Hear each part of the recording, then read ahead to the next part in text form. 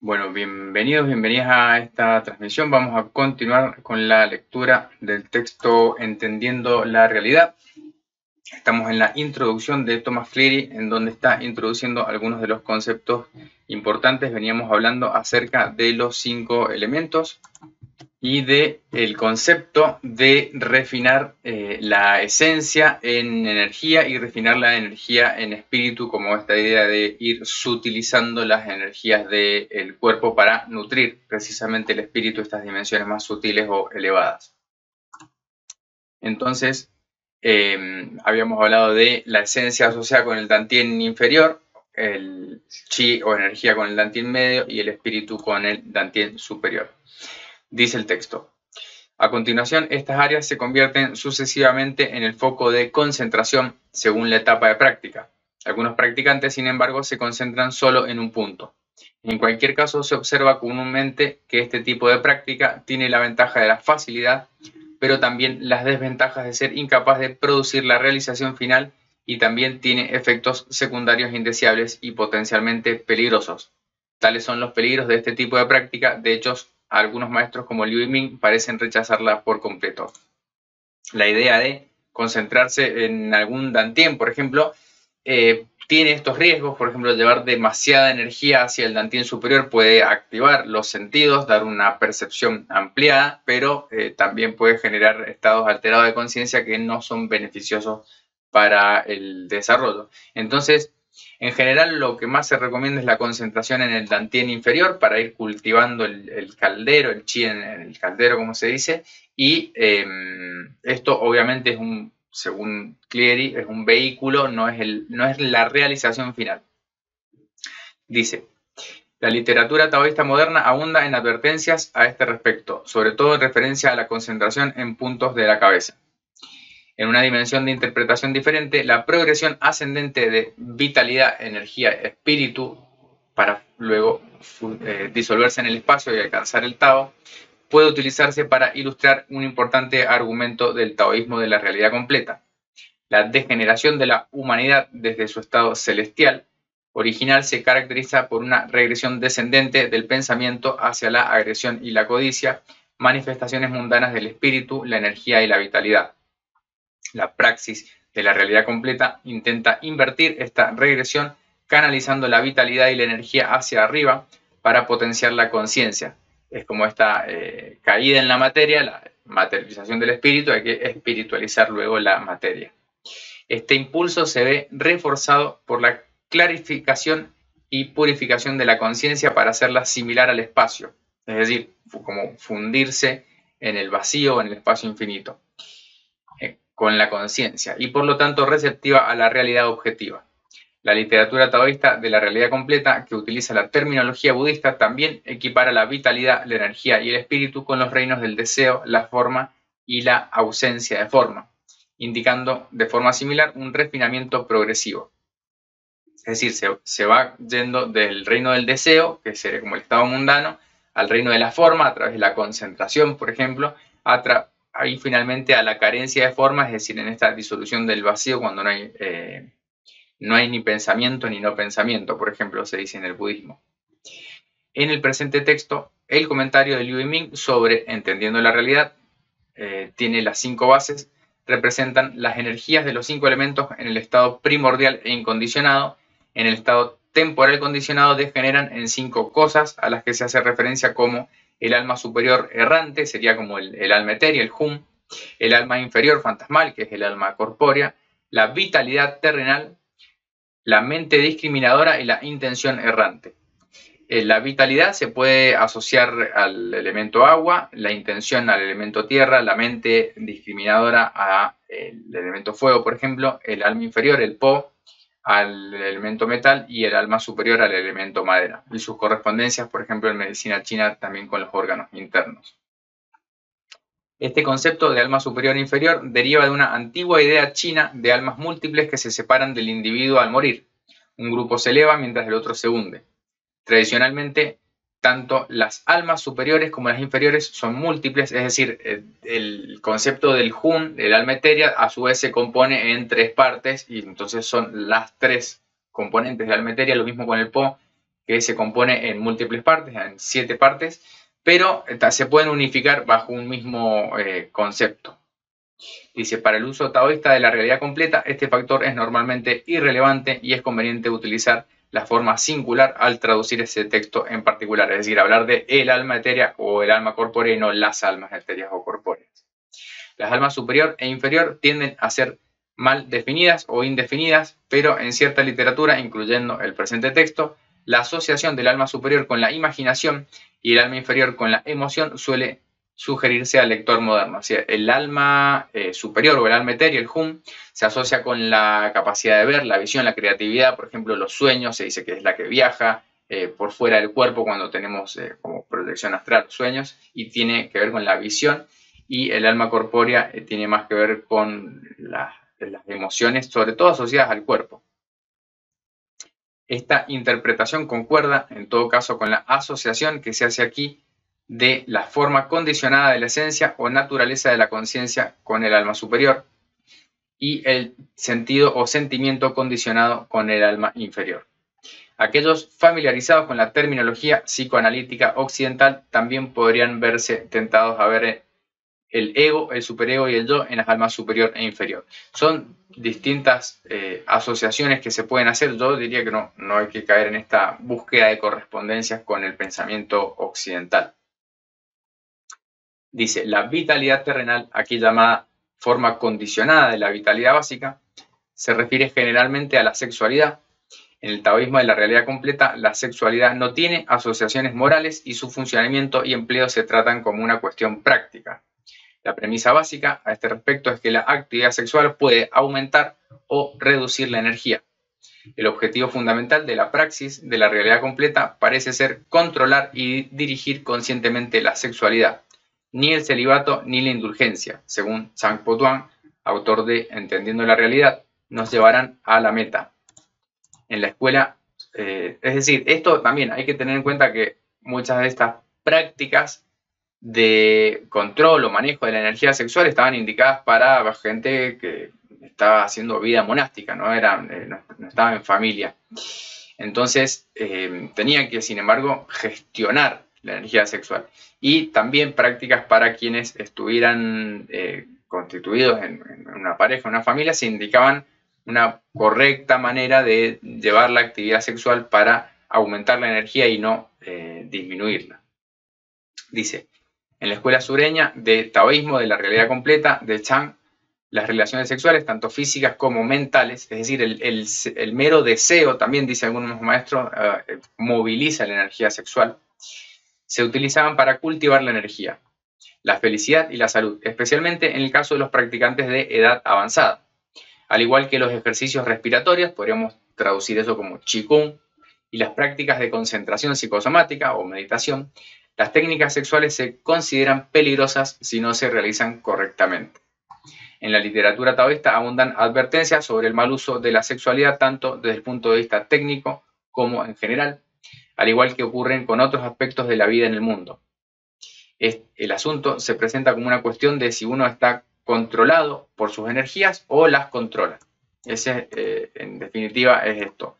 No estar a merced de los propios impulsos, sino poder conducirlos para no ser controlado por ellos. La mente que discrimina se refiere a la conceptualización. Se considera una característica de la mente humana condicionada por la historia personal y colectiva. Es útil para los asuntos cotidianos, pero en última instancia limitada y limitante. Una característica de la mente discriminativa es que conoce la multiplicidad. Sin el factor equilibrante de la percepción directa de la unidad orgánica, es propensa a la conciencia fragmentaria y al sesgo. Además, como los patrones según los cuales la mente discriminadora organiza y racionaliza sus actividades están asociados e influidos por la identidad social y cultural, tienden a estar íntimamente ligados a la emoción, lo que aumenta la tendencia a la estrechez y al prejuicio. Es decir, se le da un valor a la mente discriminadora, pero no es la herramienta final para la percepción directa de la realidad. Entonces, se le puede dar un uso, pero en algún momento hay que dejarla a un lado. Dice, como ocurre cuando se habla de la mentalidad humana en general, las enseñanzas taoístas de la realidad completa a menudo parecen extremadamente negativas en sus actitudes hacia la mente discriminatoria.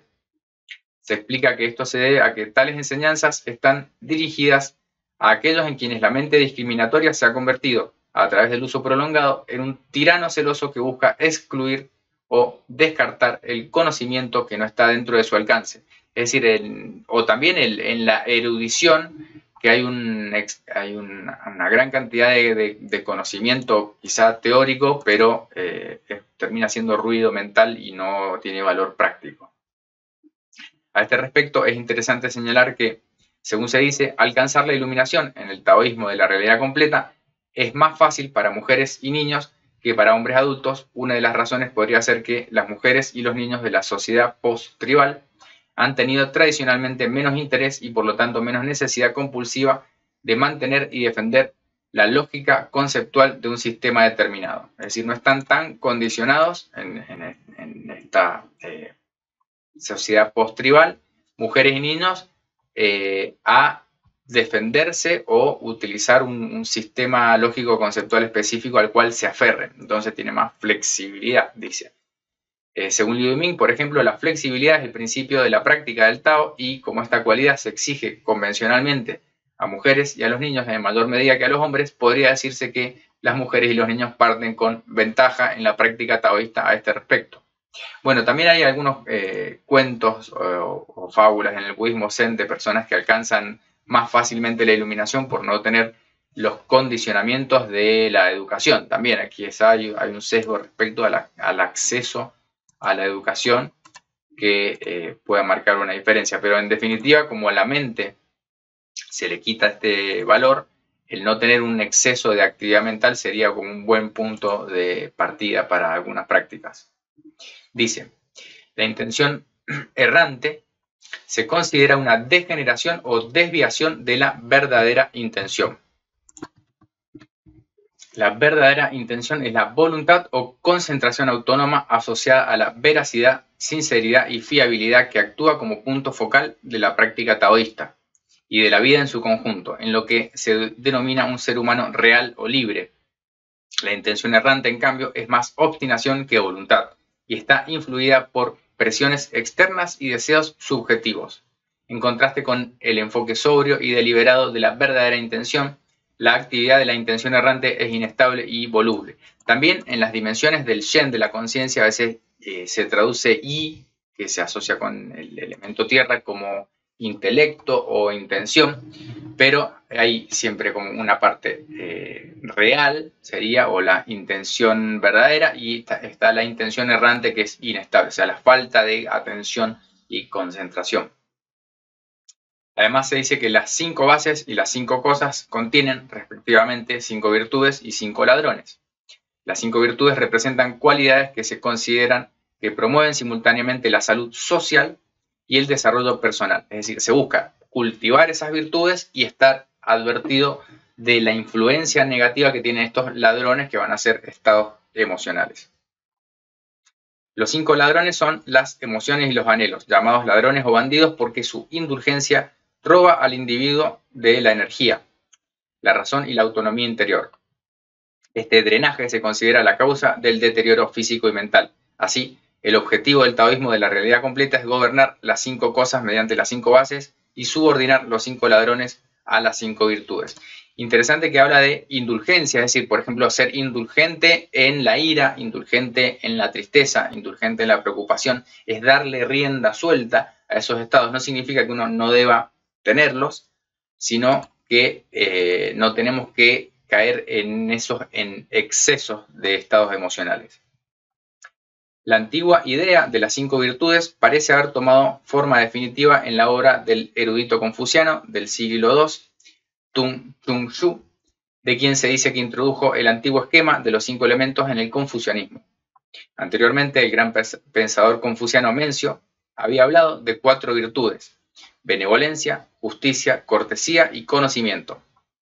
Consideraba la benevolencia como una consecuencia de la simpatía, la justicia una consecuencia de la vergüenza de hacer el mal, la cortesía una consecuencia de la deferencia y el conocimiento o sabiduría una consecuencia del juicio o sentido del bien y del mal.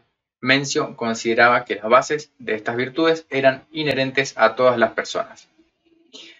Bien, entonces acá está la influencia confuciana, como luego la escuela confuciana toma el pensamiento de los 5 elementos y lo incorpora a este desarrollo de las virtudes. Dice, los nombres de las 5 virtudes se traducen de distintas maneras en español, ilustrando diferentes aspectos o implicaciones de las cualidades que representan. La benevolencia se asocia con la humanidad, la bondad y la compasión. La justicia se asocia con la rectitud y el deber. Acá, por ejemplo, benevolencia, que es humanidad, bondad y compasión, podemos asociarlo con el elemento madera, ya que estamos hablando de elementos. Justicia, asociada con rectitud y deber, con el elemento metal. La cortesía se asocia con el decoro y la gracia social, también, quizá elemento fuego, podríamos hacer esta correspondencia. El conocimiento o la sabiduría se asocian con la investigación de las cosas y la comprensión de los principios. Y bueno, en general estas virtudes no están definidas de forma rígida, sino que cada intérprete las aplica de manera diferente según el contexto. Lo mismo que con la teoría de los 5 elementos, a veces se fuerza un poco las cosas para poder dividir en 5 categorías. Por ejemplo, sabiduría a veces se asocia con elemento agua. Bien, en los textos taoístas también se mencionan las actitudes y acciones relevantes como amar a la gente, promover el bienestar social, ser deferente con los demás y realizar estudios teóricos y prácticos. La quinta virtud, la veracidad, es quizá la cualidad más precisamente definida en el taoísmo de la realidad completa. La palabra puede traducirse como fe o confianza, pero en esta escuela de práctica taoísta se asocia específicamente con la sinceridad y la verdad, y se considera la cualidad central que da autenticidad a todas las demás virtudes. Así, se considera que constituye el núcleo del individuo. También podría interpretar, por ejemplo, si estamos hablando de 5 elementos, que la veracidad, la fe o la confianza corresponde al elemento tierra, y el elemento tierra tiene esta característica de ser central en el ciclo, como se dice, cosmológico. La tierra está en el centro y armoniza a los demás elementos. Entonces, se le da como un valor quizá mayor que a las otras, porque tiene esta función de equilibrar a las demás virtudes o a los demás elementos. Entonces la veracidad también es la confianza, por ejemplo, en el sistema, la fe, en lo que uno está practicando, también como la veracidad y la sinceridad como practicante. Bueno, acá termina entonces esta introducción respecto de los 5 elementos en la alquimia taoísta.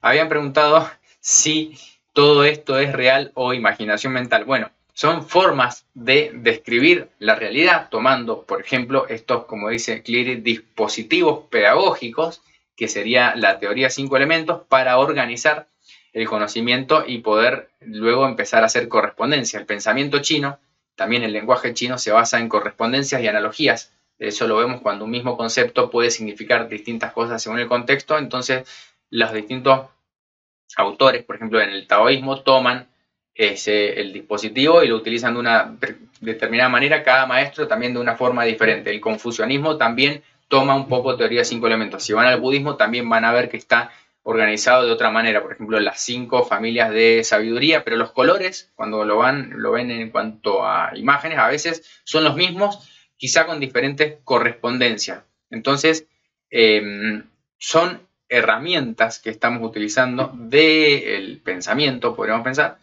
para entender la realidad, como dice. Entonces, un poco es imaginación mental, un poco es cómo interactuamos con la realidad, cómo la describimos. Después, si quieren ir a método científico y tener pruebas y todo eso, bueno, no tienen que estar estudiando alquimia taoísta, tienen que estar estudiando quizá, por ejemplo, la aplicación del Qigong en la salud, y ahí hay publicaciones científicas. Pero esto tiene que ver con el cultivo de las virtudes y el desarrollo espiritual. Bien, bueno, hasta acá con esta lectura, y vamos a continuar la próxima hablando un poco más acerca de la esencia y la vida en la alquimia taoísta.